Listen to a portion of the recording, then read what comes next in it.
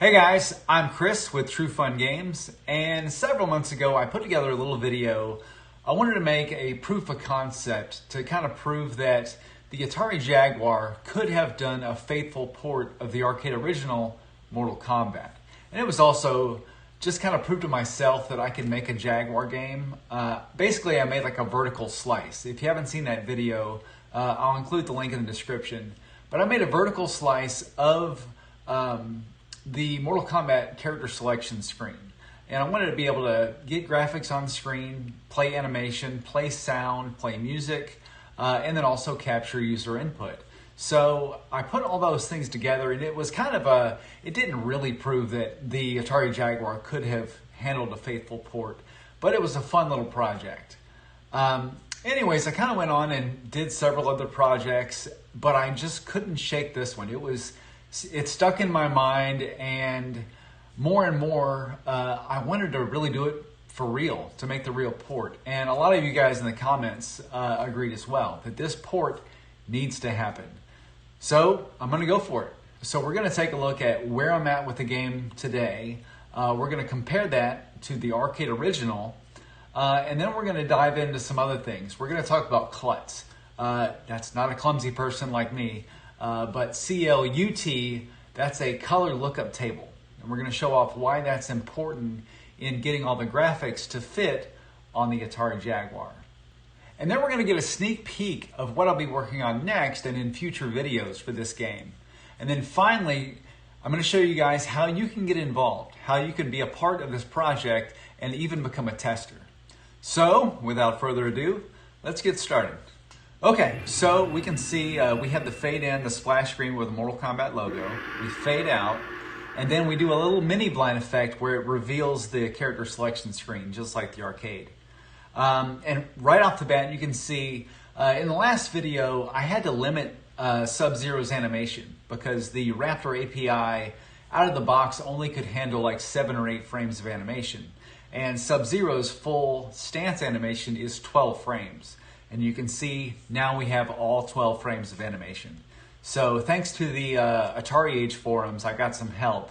And I was able to build what's called a texture atlas, or basically a sprite sheet, to where instead of using the API to just iterate through the images or through the frames on that one image, you can have a huge sprite sheet, and then you can define frames of animation within that sheet, and then, loop through as many frames as you need. So we now have all the frames of animation for Sub-Zero.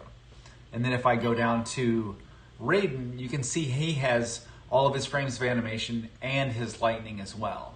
So, off the bat, right, already we're closer to the arcade original. And you can see we've added shadows as well. So, one other thing I wanted to show is if both players select the same character, you can see like Scorpion for player 2 is darker. So like the arcade, that's how you kind of distinguish between the two players is player 2 has kind of a darkened palette. So that's what we're doing here as well. And this is called a CLUT fade. And in the next segment, we're going to talk about CLUTs and what that means. But essentially, we're just taking the palette and we're darkening it. So let's go ahead and select our two fighters. Let's do Sub-Zero and Kano. And we can see now we have the battle screen. There's no text yet. I need to work on getting the fonts loaded in. And we can see we had the round 1 fight. And the fight uses some sprite scaling, so we zoom that in just like the arcade. We have both fighters standing here.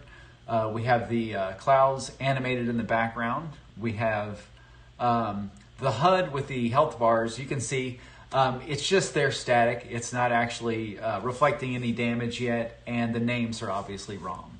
But I wanted to get placeholder graphics in there and circle back to it later on. Now, I can actually move the fighters around, and you can see they're animated. Both of them are animated with walking, and I can move the background. Now you can see it's still dragging along the other player, so it's not quite there. But look at all the parallax scrolling. We have the mountains in the background, we have the temple, we have some bushes, all of these scrolling at different speeds, giving us kind of a 3D effect. Then the players can also, they can duck and they can both block. And then I can duck and block as well. So, and then Kano can do that. Whoops, there we go. Okay, and then you can see up top we got the animated flame there as well. So I try to, pay pretty close attention to detail. I know as a kid, like playing the Genesis version, I noticed the flames were missing, and that bugged me. So wanted to make sure to stay kind of as faithful as possible to the arcade original.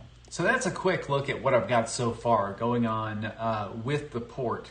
You can't fight yet, but we can select our fighters. We get that versus screen, and then we have the ability to walk back and forth and have the parallax scrolling background. So, and I don't have any concept of collision detection yet. As you can see, I can walk through, the fighters can walk through each other, but it's a work in progress. So now I wanted to do a little video to show you guys side by side the Atari Jaguar version next to the arcade. You can kind of get a comparison of how things are looking. Okay, so here we go. Arcade on the left, Jaguar on the right.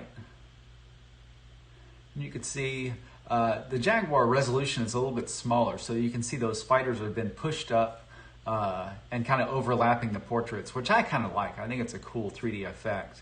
As I said, the shadows in the arcade are all black, where the Jaguar are it's called stipple, where they're every other pixel. But you can see we're pretty close. We've got 100% of the size of the characters, so everything is kind of zoomed in.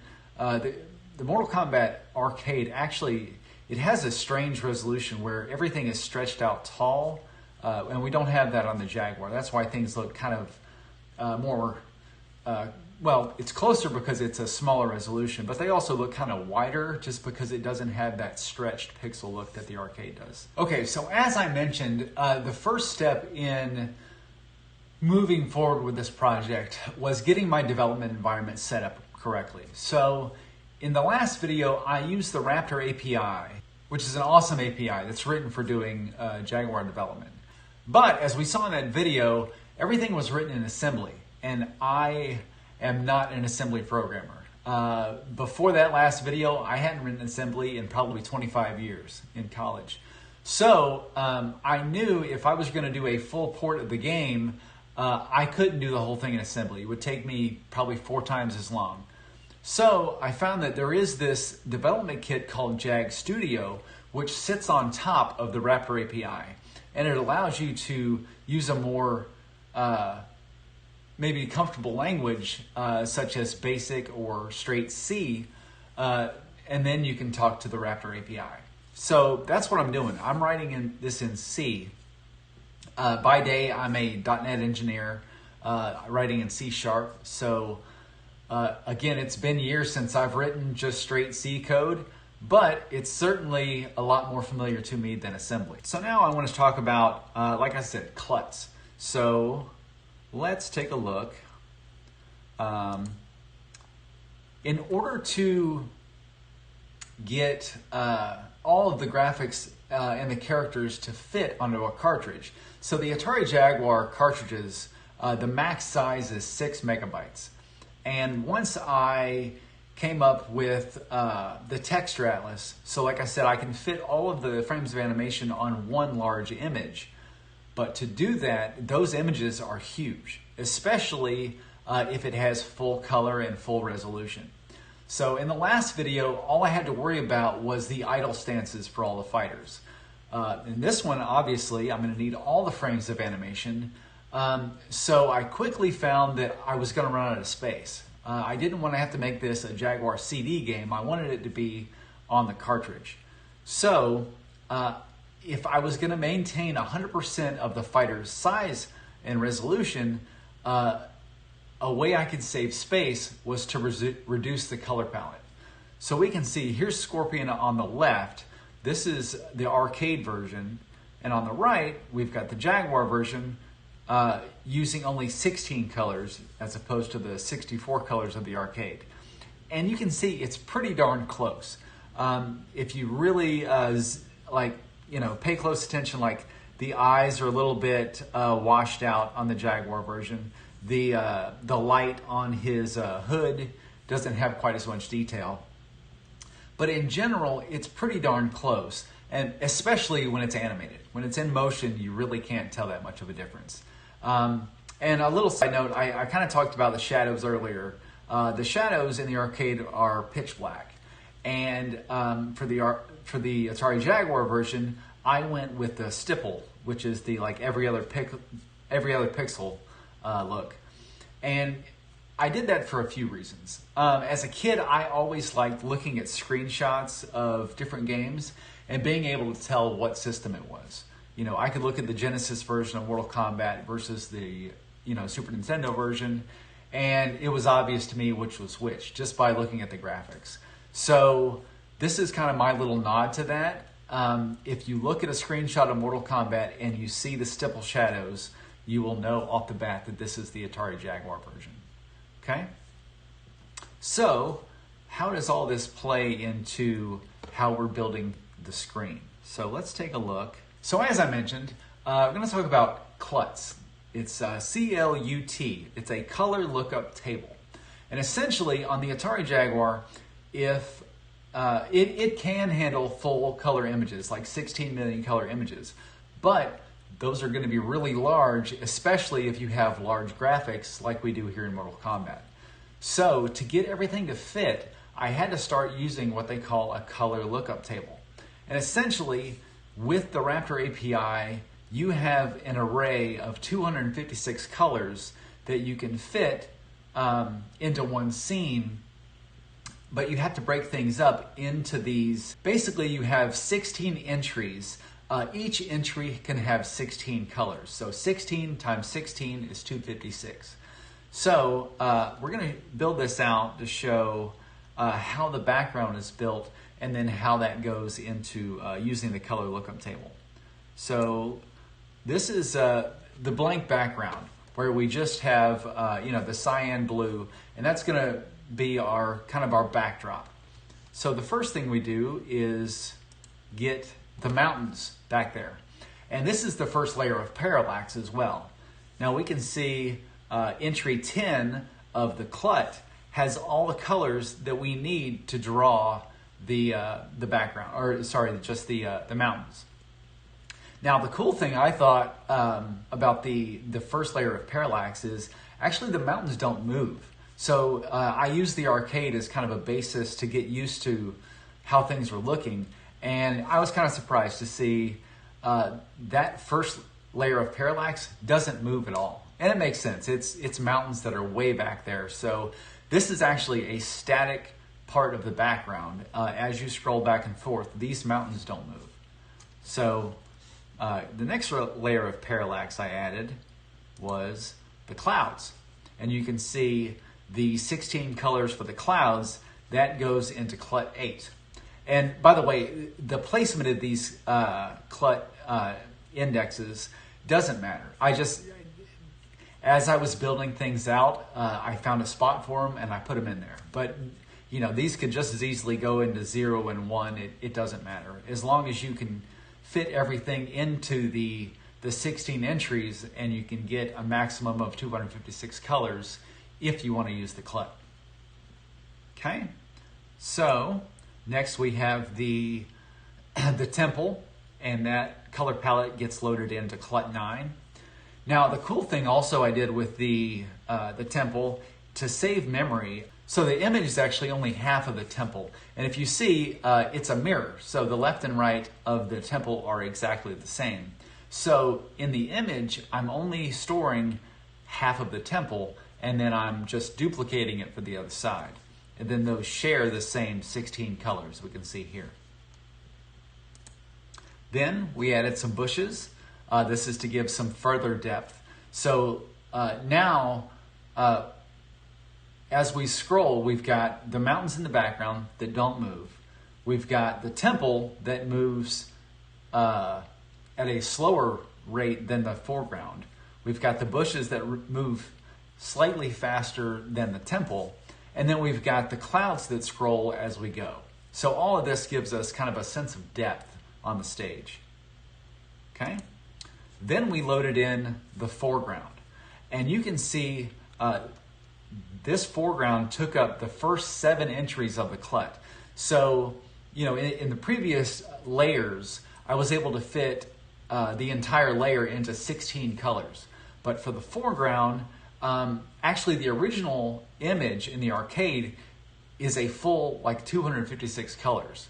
But I was able to reduce it down to 112 colors, and basically you can't tell the difference. It's visually, it looks pretty darn close to the arcade, and I was able to reduce the size of the image by half by reducing the color palette. So you can see those first 7 entries of the CLUT are all just for the foreground. Okay? Then next we had to add the flame, like I talked about, and that is a 16 color palette that goes into CLUT 7. Okay? Then finally we have, well, not finally, but next we have the fighters themselves.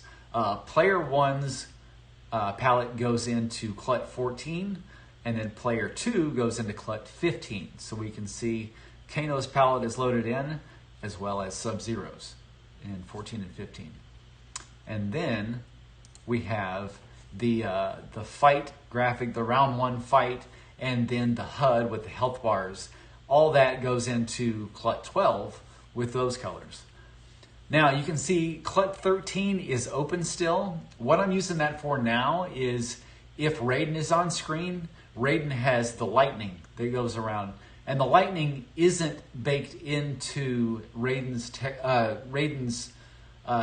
frames of animation, because the frames of animation is like 10 to 12 frames of animation, and the lightning is timed differently. So it's actually a separate sprite that sits on top of Raiden, and it has its own color palette as well. So right now that's what I have CLUT 13 reserved for.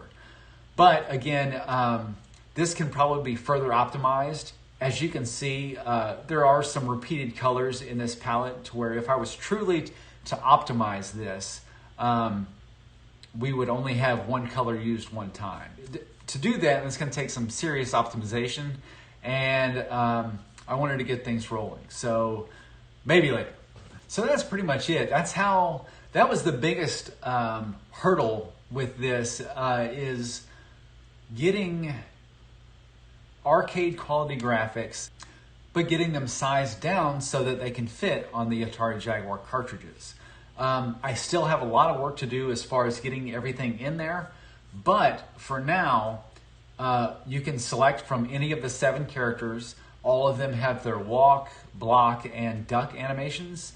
So I have a good kind of basis for building out these characters. A cool thing about Mortal Kombat, I say cool, it's a nicety for my purposes.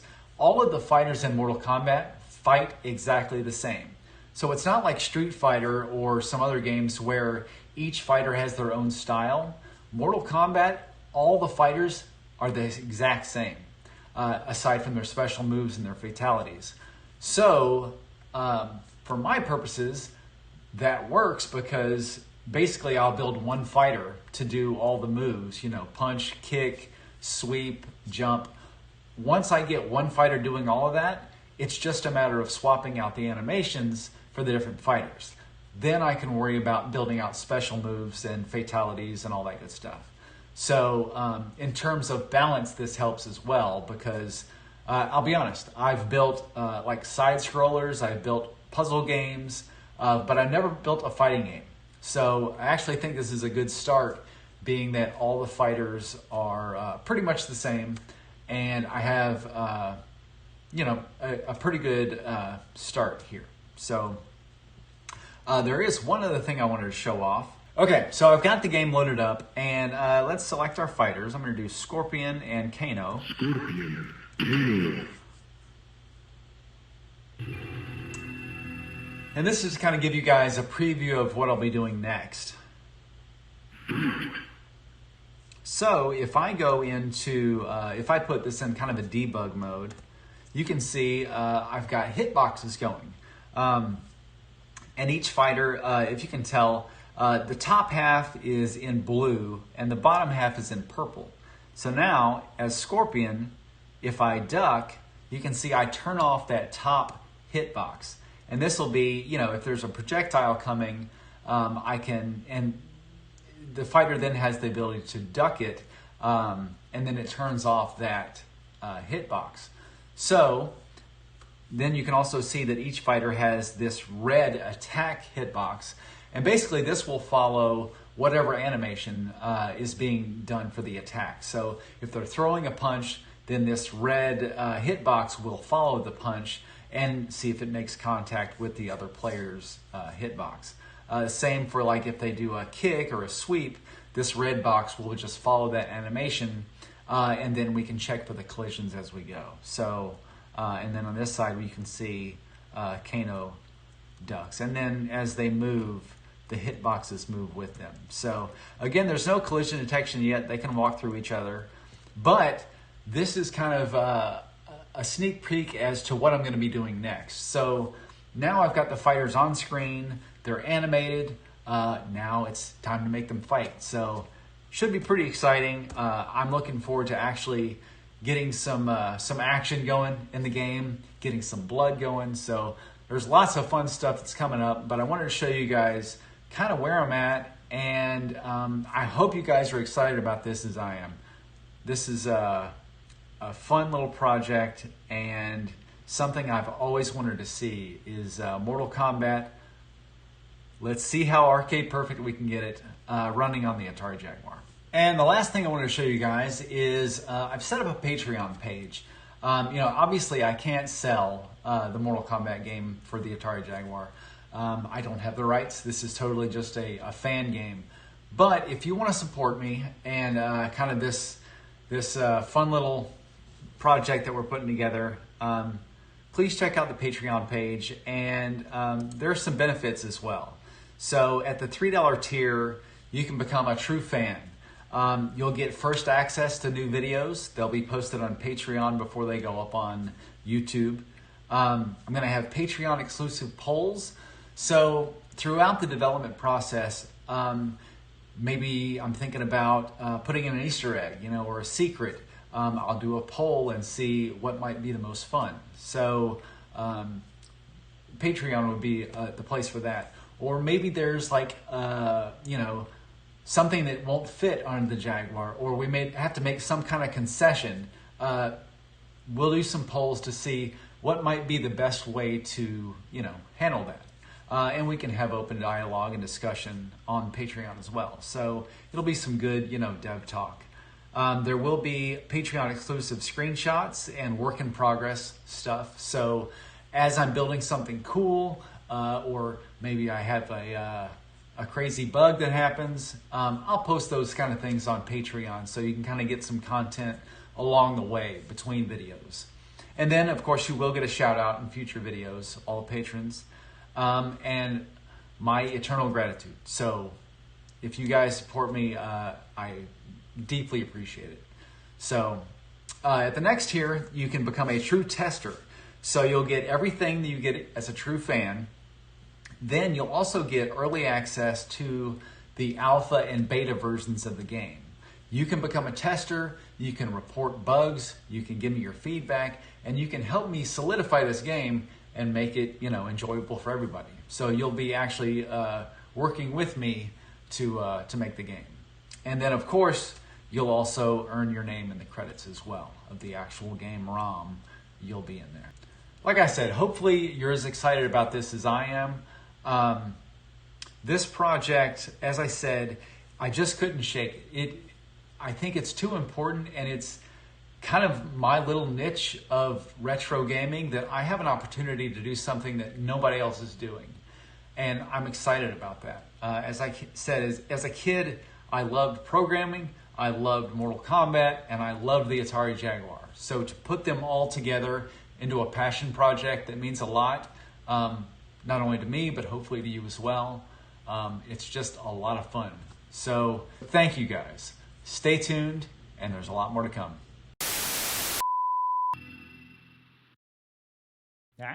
That's not right. Nope.